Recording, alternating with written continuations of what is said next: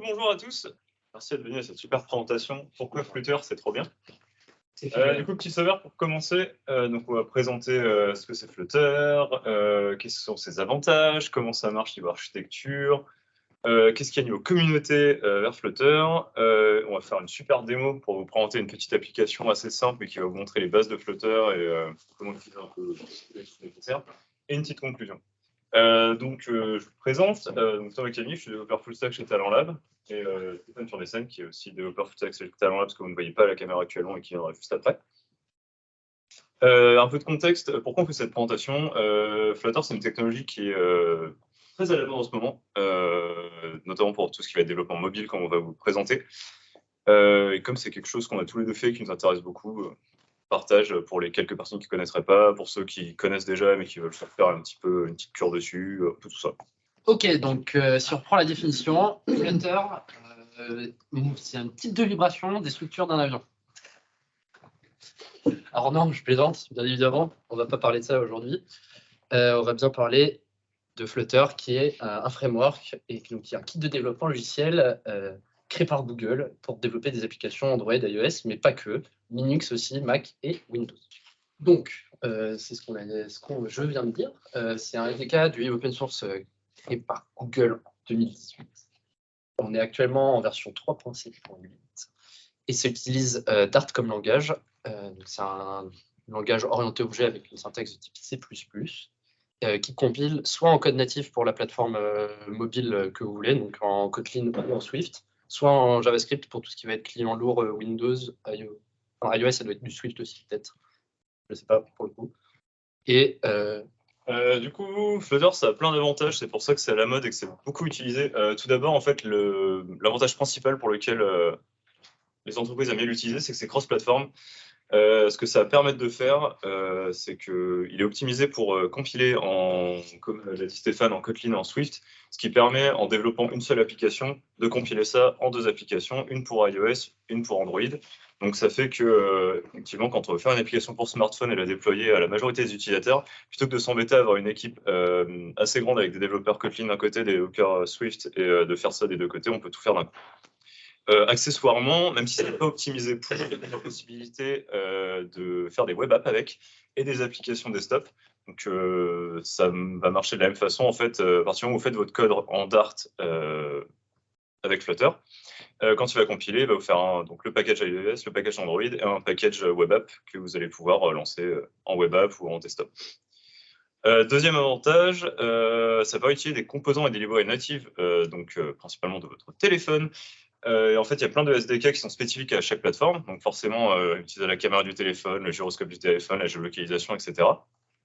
Ça va permettre de s'interfacer directement avec ça et de les utiliser de façon très simple. Donc par exemple, si vous voulez, vous faites votre application en Flutter, vous voulez que ça puisse ouvrir la caméra, par exemple, pour prendre la photo de profil de l'utilisateur.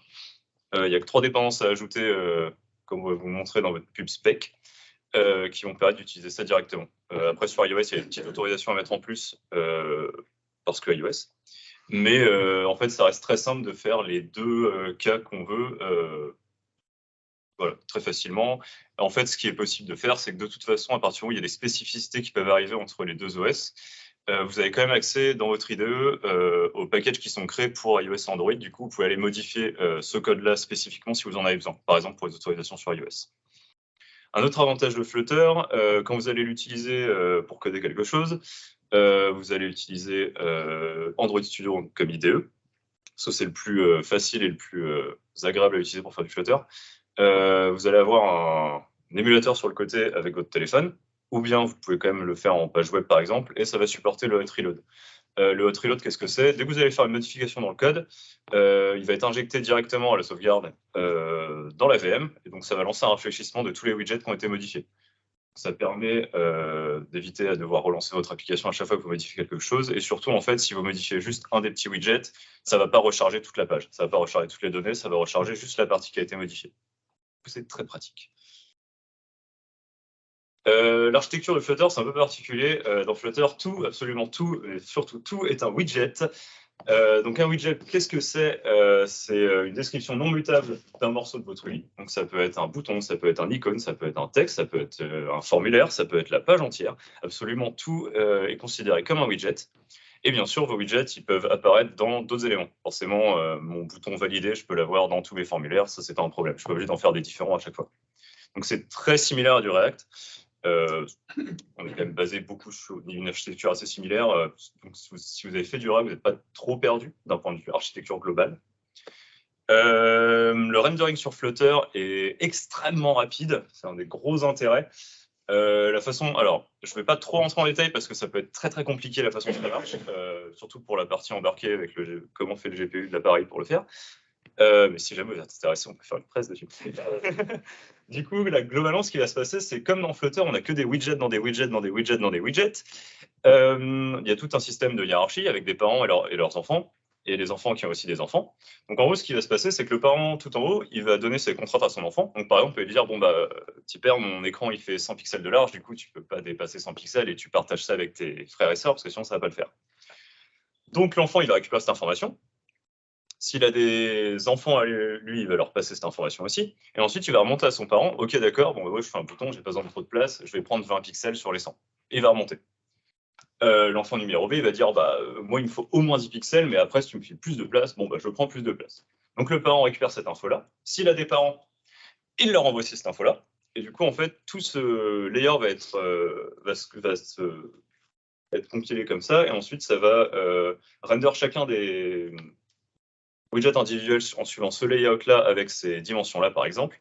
Ensuite, il va peindre tous ces widgets et le GPU va s'occuper de les afficher.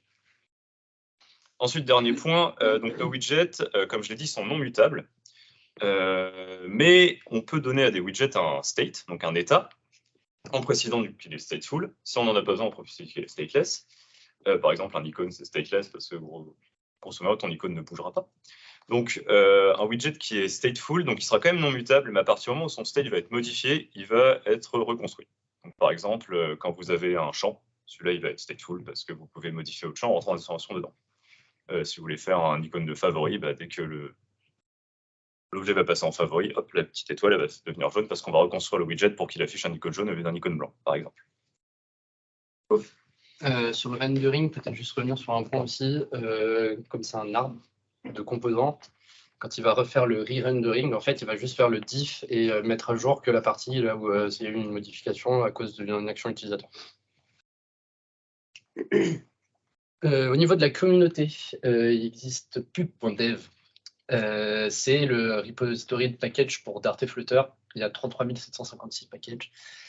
Il y a du bon, il y a du moins bon, il y a du pourri.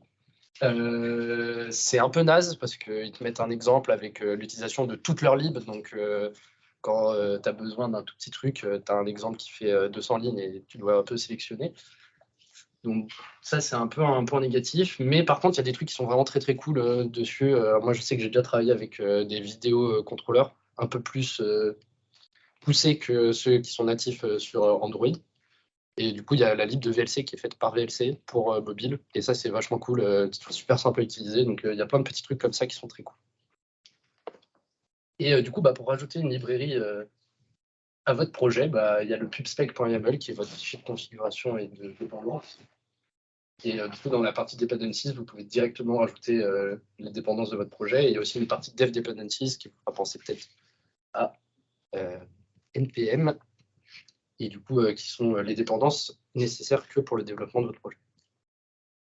Et en plus de ça, c'est là-dedans que vous allez mettre tous les assets, les images, les icônes, dont vous avez rempli tout ce qui est de base, vos polices, absolument tout. Yes. Il y a aussi la version. Alors, du coup, là, maintenant, on va passer à la démo.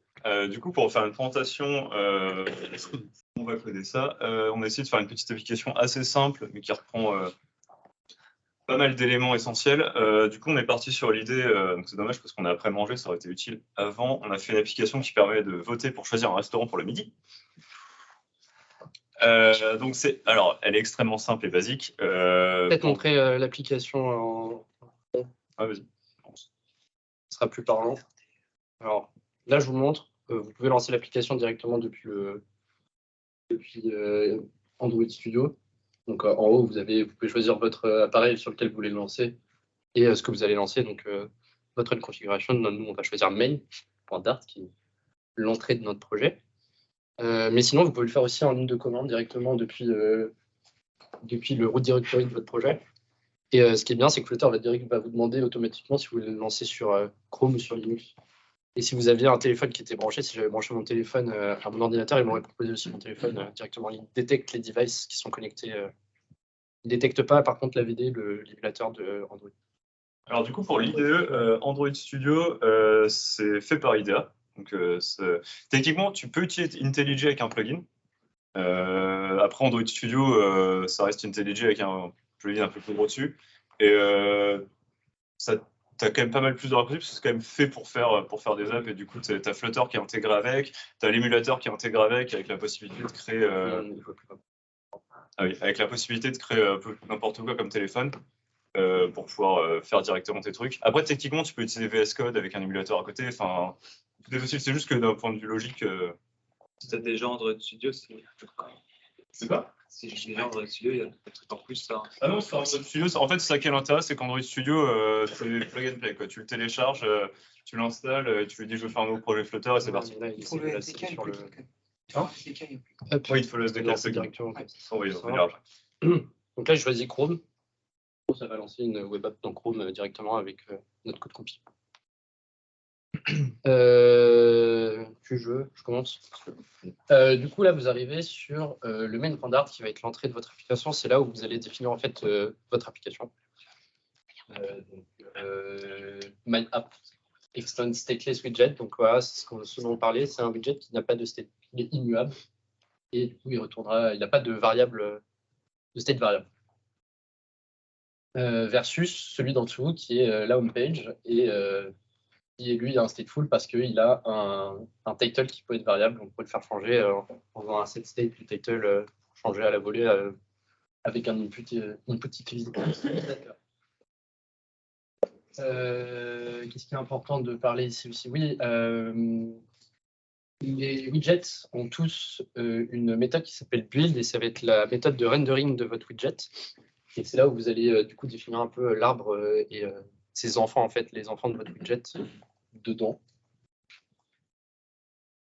Et tu as autre chose à dire? Ouais, mais je reviendrai dessus après. Vous les yeux sur la front page. Du coup, ouais, là, on a vu qu'on rend une Material App, donc qui est une application de base qui utilise l'UI de Material UI, et qui nous renvoie directement vers la home, qui est la front page, qui est notre home page. Vous voulez voir l'application, donc ça ressemble là. Ça, c'est absolument magnifique. On va mettre une taille de téléphone pour voir un peu ce que on a fait basique. Donc voilà, très simple. On a deux champs. On a un select avec un drop-down avec différentes catégories de restaurants. Entrer un nom de restaurant, un petit bouton valider pour voter, et ensuite,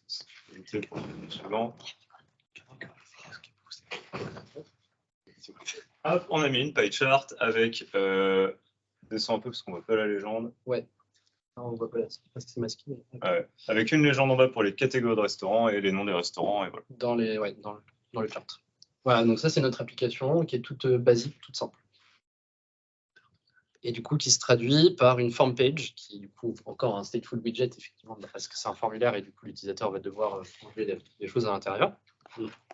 Et du coup on a différents champs qui vont être modifiés par notre state. Donc la catégorie value et le name value. Et du coup des setters qui viennent utiliser la fonction setState pour changer leur valeur. C'est la callback pour changer leur valeur et utiliser le setState. Du coup, en descendant un peu, on a en dessous du valider. Ouais, ça descend. Ça descend pas. Ça descend pas sur l'écran. Ah. Coupure réseau.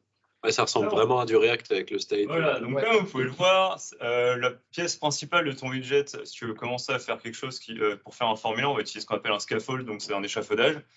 Et c'est vrai que quand tu regardes un peu la tête de ton code, les widgets dans les widgets dans les widgets, ça fait des très beaux accordéons qui descendent et qui descendent. C'est pour ça qu'en fait, un des trucs principaux quand tu fais du Flutter, c'est que tu essayes de décomposer tes widgets au maximum, de les sortir au maximum de ton code, un peu comme des composants en React, tu fais vraiment de l'atomic design pour avoir des petits morceaux, mettre à l'extérieur les morceaux les plus petits possibles. Parce que c'est vite illisible. Parce que par exemple, là, ce qu'on n'a pas fait et qu'on aurait dû faire, c'est toute cette partie-là du drop-down, la sortir dans un widget drop-down ou catégorie selector, quelque chose qui a du sens aussi au niveau métier. et sortir du coup le state de la catégorie value, etc. Donc il faut découper en fait, chaque partie de notre formulaire en autres widgets. Et le formulaire serait juste du coup la concaténation des 3 widgets. Du coup, formulaire dit validation. Il y a déjà plein de choses qui existent côté Flutter pour vous aider à faire ce dont vous avez envie de faire. Il y a beaucoup de choses qui existent. Donc là, par exemple, il y a un widget form qui nous permet de wrapper des inputs dans un formulaire. Et ces inputs, du coup, après, auront un validator qui nous permet de valider la value et de mettre une... il y a un peu de décalage sur l'écran, je suis désolé. Et du coup, de mettre un message d'erreur en dessous de votre formulaire si vous avez des valeurs vides. Donc, si on revient sur notre application, qu'on la relance. Alors oui, tiens, permet de montrer. Ici, vous avez votre run du coup de Android Studio. Et vous avez 2 petits boutons qui sont super pratiques. Donc, il y a le Flutter Hot Reload. Donc, vous appuyez dessus, ça va Hot Reload ce qu'on disait, du coup, ça va venir modifier dans la VM directement le code source que vous avez modifié. Et le hot restart qui va faire un hot reload, mais aussi un hot restart, restart totalement votre application et reset les valeurs à l'intérieur. Vous avez fait un hot restart, vous avez vu, ça s'est vidé. C'est comme si on partait de 0. Et là, si j'essaie de valider alors que j'ai rien en fait, tu sais pas ce que tu veux manger et sans nom, on n'a pas d'adresse. Voilà. Donc c'est plutôt simple à faire. Pour des petites applications avec des formulaires, c'est plutôt cool. Du coup, dans le chat, on a une question sur le state du widget. J'y vais tout de suite. Du coup, partie importante de Flutter, partie importante à partir du moment où vous faites une application, vous avez plusieurs écrans. Par exemple, pour ce formulaire, nous, on aimerait bien que les informations qu'on rentre dans ce formulaire, elles aient un impact sur ce qui va se passer après, sur l'autre écran, par exemple. Flutter, c'est assez marrant au niveau du management du state. Donc, comme React, on a un state pour nos composants. Flutter, ce qu'ils ont décidé de faire en faisant Flutter, c'est déjà, ils n'ont pas mis de state management dans le SDK directement, c'est que des librairies externes, mais ils en ont fait 7 différentes. Du coup, quand vous voulez faire du state management avec Flutter, vous avez l'embarras du choix. Ils ont chacun leurs avantages, leurs inconvénients, leurs spécificités. Là, ce qu'on a utilisé, c'est le plus basique et simple, on va dire, qui s'appelle Provider. Donc, en fait, alors,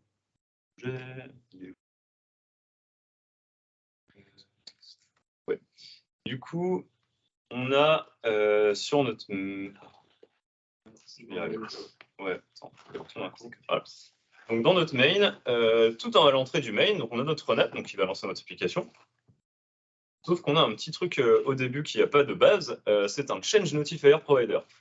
Donc qu'est-ce que c'est? C'est un type de provider. Donc notre provider, qu'est-ce qu'il va faire? On en a différents types et lui, son but, c'est de récupérer une information, d'en faire quelque chose et de la fournir après aux autres composants qui vont en avoir besoin, donc son nom provider.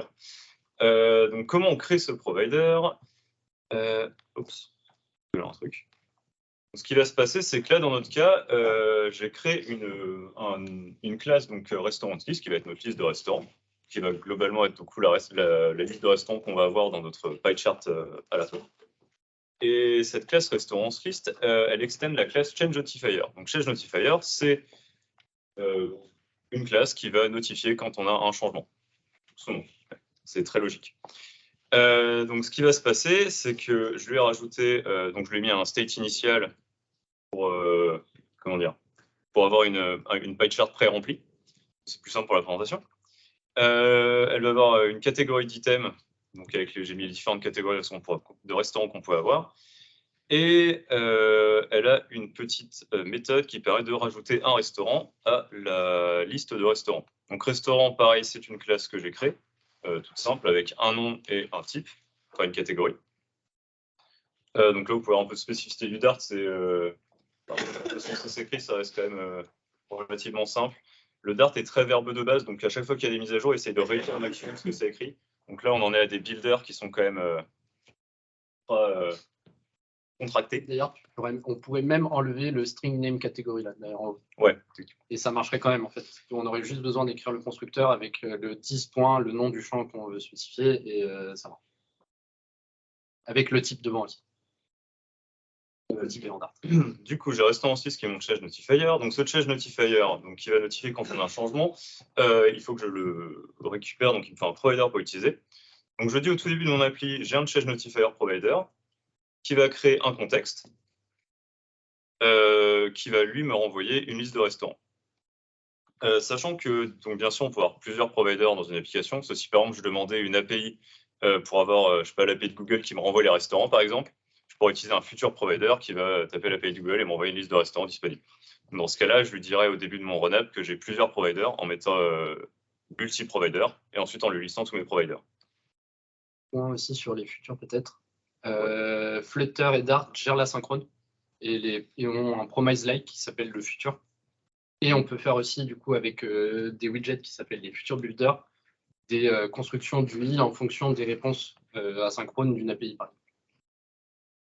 Donc ce qu'on a pu faire, maintenant que mon application elle sait qu'elle va utiliser un provider, je le retrouve où il est. J'ai dû le mettre dans le validateur du coup. Oui, du coup, mon validateur il va valider mon formulaire. Une fois qu'il est sûr que toutes les données de mon formulaire elles sont correctes, il va mettre à jour mon state.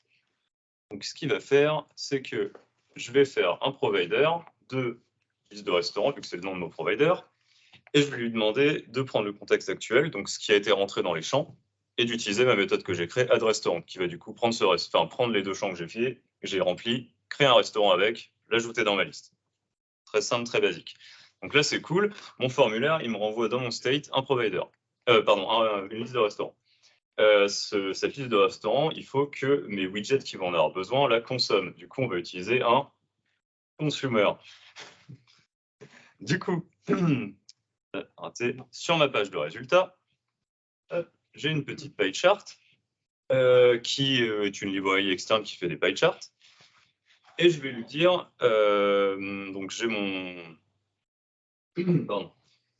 j'ai ma page de résultats qui va avoir comme enfant un consumer. Donc mon consumer, je le mets juste au-dessus du widget qui va en avoir besoin.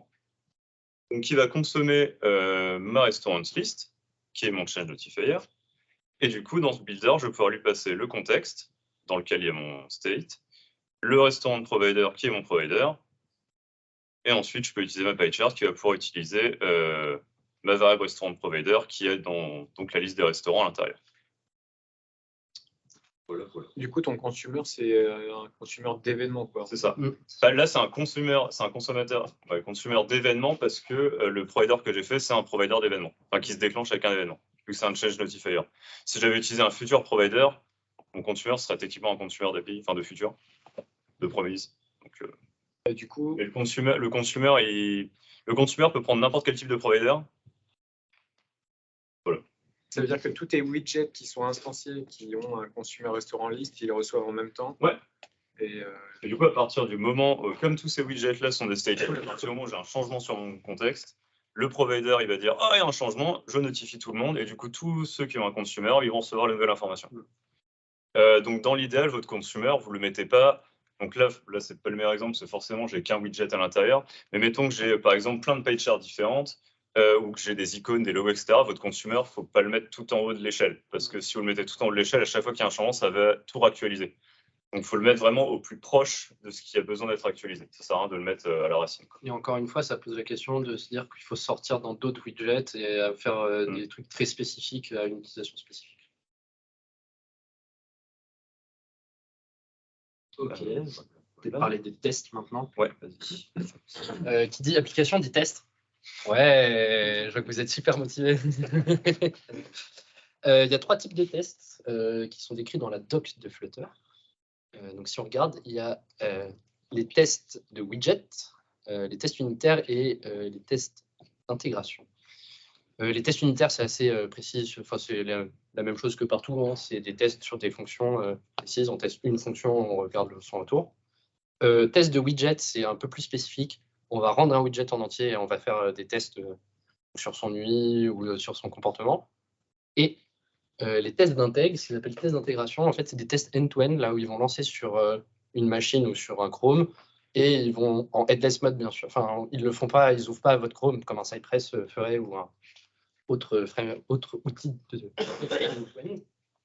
mais en fait, ce qu'ils font, c'est qu'ils lancent votre application en headless et ils font tourner et ils regardent un peu dans l'échafaudage, justement, dans l'arbre, s'il y a bien différentes choses. De toute façon, on va voir ça tout de suite. Donc, test unitaire, hein, c'est c'est une syntaxe qui ressemble quand même à vachement de framework de test. On a le mot-clé groupe pour faire des groupes de tests, pour regrouper les tests qui ont du sens ensemble. Et le mot-clé test qui nous permet de passer du coup, le nom de notre test et une callback qui va venir tester. On veut tester. Donc là, on voit, je crée un restaurant, le Café 55, ce soir, si je ne dis pas de bêtises. Du coup, j'ai une méthode toFormatted_string qui va venir concaténer son nom et son type. Et on s'attend à ce que ce soit la même chose que sa catégorie tirer son nom. Voilà, du coup, c'est intégré directement dans Flutter par une librairie qui s'appelle FlutterTest, qui est natif de Flutter.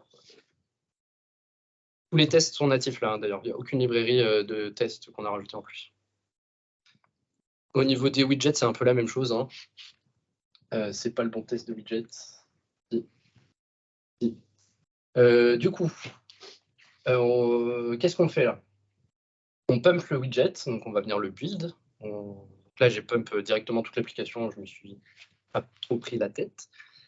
Du coup, après, on peut faire des finders aussi, donc ça, c'est assez intéressant. On va venir chercher par une propriété, donc ça peut être texte, donc ça va venir voir les widgets qui sont des textes field, des textes form field, etc.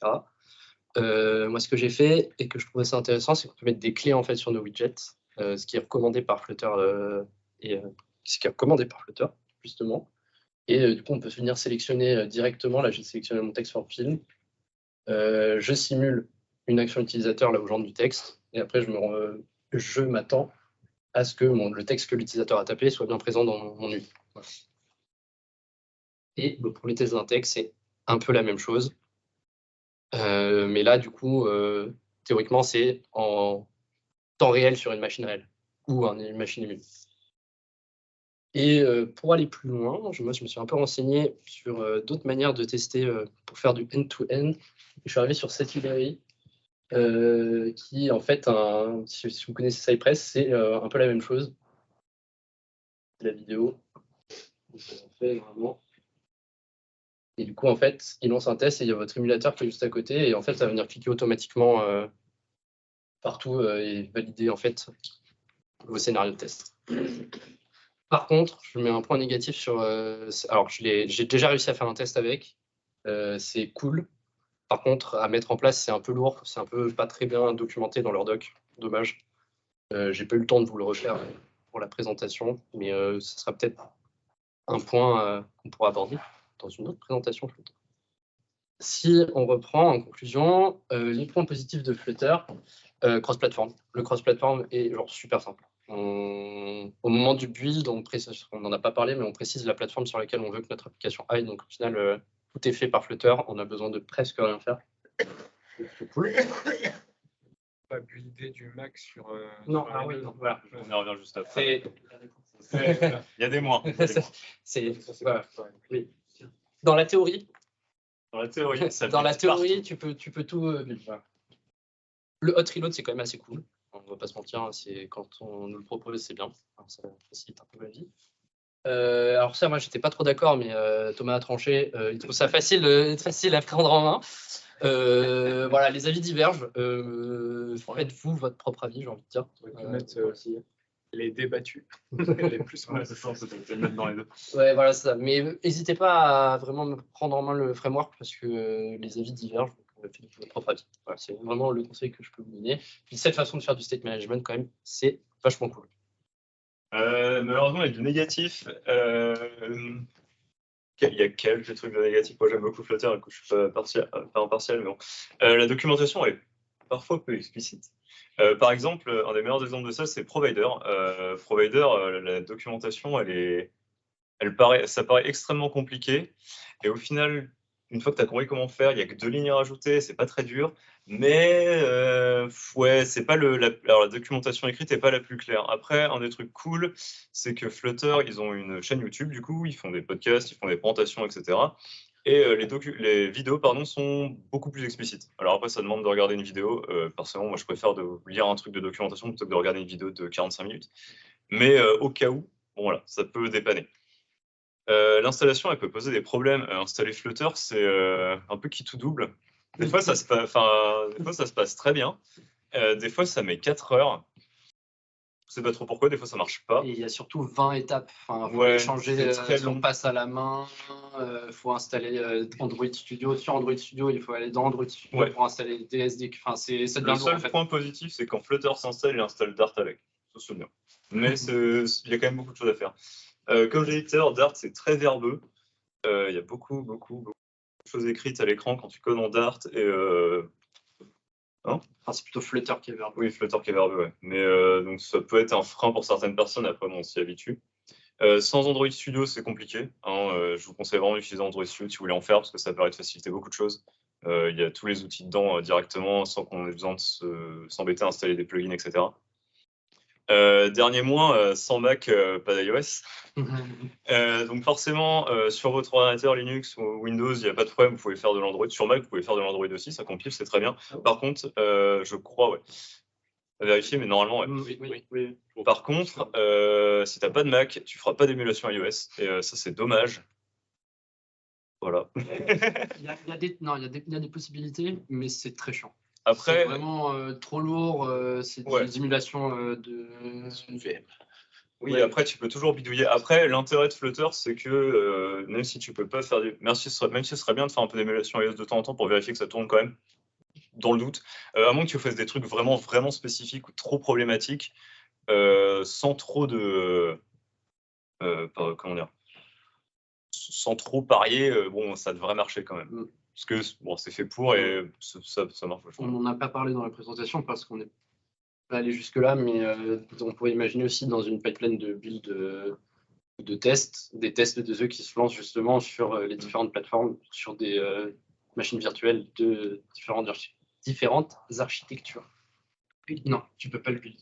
Tu peux rien faire. Enfin, tu peux. Alors, pourras jamais. tu as ton package. Mais voilà. Tu as ton package iOS qui est fait quand tu alors attends. Ah, tu l'as. Ah non, il est ouvert. Ouais. Normalement. Ah, tu l'as pas, toi? Ah oui, non, Non, Android. Ah oui. Alors attends, dans le projet. Non, il voit pas l'écran. Ah oui, merde. Dans votre structure de projet sur Android Studio, donc vous avez votre code en Flutter et vous avez en fait les dossiers qui sont faits au fur et à mesure en Kotlin pour Android et en Swift pour iOS. Du coup, vous pouvez aller les modifier. Donc tu peux aller les regarder. Tu dois pouvoir le malheureusement, tu peux pas le compiler pour faire une appli et la filer à quelqu'un qui a un iPhone, et tu pourras pas l'installer de toute façon. Alors qu'Android, ça qui est bien, c'est que tu peux builder ton APK et tu peux l'envoyer par mail à un pote ou un collègue et il peut le mettre en mode développeur sur son téléphone. Donc c'est cool. Mais malheureusement, on n'a pas d'iOS. Pas d'iOS si vous êtes sur Linux. Donc demandez un Mac. Voilà. Donc, ceux qui ont des Macs, foncez. Ouais. Et surtout, ce qu'il ne faut pas faire, c'est aller voir son collègue qui a un Mac à la fin du projet et essayer de prier pour que ça fasse. Parce que, spoiler, ça ne marche pas. Oui, non, mais bon, voilà. C'est un peu plus court que ce qu'on pensait, mais ouais. Au niveau des tests, des librairies de mock. Oui, dans la doc de Flutter, il te montre seulement moquer justement un appel à une API. Ouais, genre, et tu peux moquer tes providers, et, enfin tes state management là, et tu peux moquer, est-ce que tu peux moquer aussi tes widgets tes rendus? C'est une bonne question. Ça. T'entends quoi par moquer des widgets justement, parce que j'ai pas bien compris la question. Je sais pas, par exemple, tu testes le provider, ok, c'est quand tu fais des tests de widgets et que tu as des enfants ou des trucs comme ça. Ah oui. Que tu dis, Tu veux genre tester un parent et tu veux lui moquer le widget enfant? Par exemple. Ouais, si tu peux. Ouais, tu peux. J'ai jamais fait moi personnellement, mais je pense que tu peux facilement le. Ça ressemble un peu, pour ceux qui l'ont utilisé, ça ressemble un peu à la testing librairie, complètement, à la testing librairie. C'est très inspiré des outils React. Génial. C'est React et testing librairie. Mais en fait, Flutter, c'est très beaucoup. Ouais. C'est basé, en plus, je crois, sur le routeur React. Voilà. Du coup, n'hésitez pas à essayer. Sur la conversation, il y a une question. Je peux les Pif, cas présent. Ah non, mais sinon, on a répondu tout à l'heure. Ouais. J'ai Jonathan qui m'a susurré dans l'oreille qu'il y avait une question. Oui, Lilian. Oui. Est-ce que Flutter et tout, ça aide pour ensuite, je sais que souvent quand on fait des packages, c'est compliqué pour les déployer, les livrer sur les stores, etc. Est-ce que Flutter, ils ont été jusqu'à aider là-dedans ou pas du tout? Comme Ionic, non. Alors ouais, je sais qu'à Ionic, ils ont une plateforme spécifique là où toi tu pousses ton code et depuis cette plateforme, tu as tout qui existe pour déployer sur tous les stores. Ok. Par contre, Flutter, il n'y a pas de truc de base Flutter, je pense. Et c'est à toi de faire ta CI/CD pour après déployer sur les différents. Ok. Et laisse un peu plus la main aussi, je pense. Que Ionic, là où ça te mâche un peu le travail. Honnêtement, j'avais creusé un peu Ionic pour un projet et j'avais pas du tout aimé par rapport à Flutter au niveau de comparaison. Ouais. Trop fermé par rapport à ça. Il y avait un Gabriel, je sais pas si tu Gabriel. bien ça rappelle, qui développait un truc sur Ionic et il m'appelait, ouais, c'est bon, j'ai poussé du code, est-ce que tu peux tester? Et moi, avec mon iPad, j'allais regarder ce qu'il avait fait, si ça marchait bien. Donc ouais, on est sur des workflows tip top. Industriel. Il n'y avait pas encore d'iPad, mais tu vois ce que je veux dire, enfin, c'était pas un frein, quoi. Ok. Et je te dis, tester en fin de projet, c'est mauvaise médecine. Ah bah ça entièrement d'accord. C'est pour ça que en général, tu développes avec ton émulateur à côté et tu regardes ce que ça fait sur ton application. Il y avait le Mac. Ouais, pour Mac, oui, mais c'est un truc un peu spécifique du coup. Voilà, n'hésitez pas. Ceux qui connaissent pas, n'hésitez pas à essayer. Il y a un super projet accompagné sur leur site.